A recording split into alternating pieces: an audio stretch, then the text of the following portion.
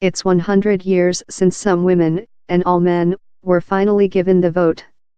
But how might political history have been different if they hadn't won suffrage? In the real world, the Conservatives couldn't win a majority at the 2017 general election.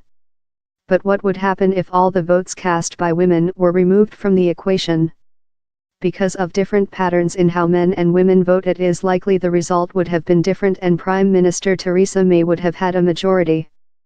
The results of some other elections would probably have been different too in this alternate reality.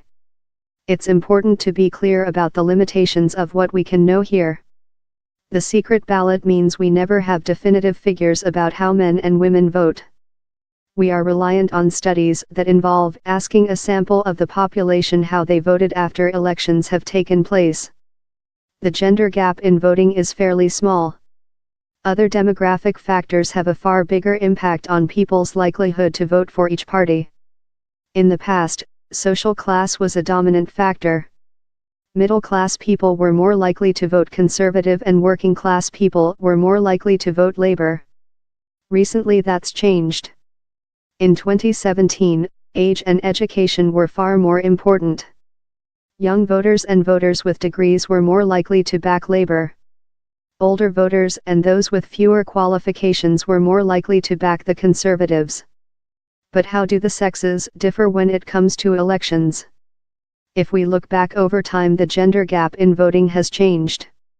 The British election study has data going back to the 1964 general election. In the 1960s and 1970s, it found that women were more likely than men to vote Conservative and less likely to vote Labour. It's not easy to find a definitive explanation.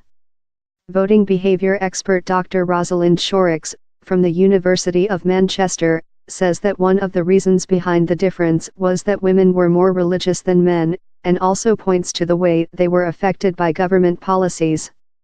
The Conservative Party's post-war anti-rationing stance appealed particularly to housewives who were managing family budgets, she explains. So in a close election like 1970, it was probably women voters who sealed the Conservative victory. That trend evaporated in the 1980s, interestingly when the Prime Minister was a woman, before returning in the 1990s. At recent elections the pattern seems to have become more volatile, like other trends in voting behavior. In 2010 there was very little difference between men and women in terms of the two main parties. But women were more likely to back the Liberal Democrats and less likely to back smaller parties. The gender gap for other parties became more pronounced in 2015. This was connected to UKIP's very strong showing. They received 13% of the vote overall but were considerably more popular among men than women. That meant that women were more likely than men to vote for both Labour and the Conservatives.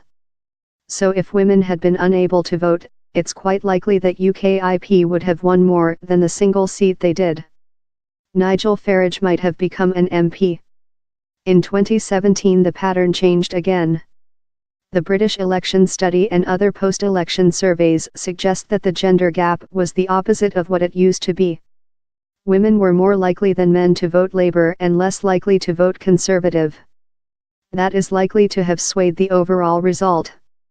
The Conservatives were only 8 seats short of an outright majority and there was an unusually large number of seats where they lost very narrowly.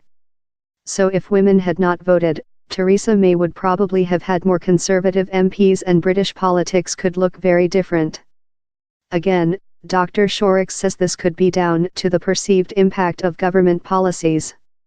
In 2015 and 2017, it is especially younger women, under the age of 40, who were particularly supportive of Labour.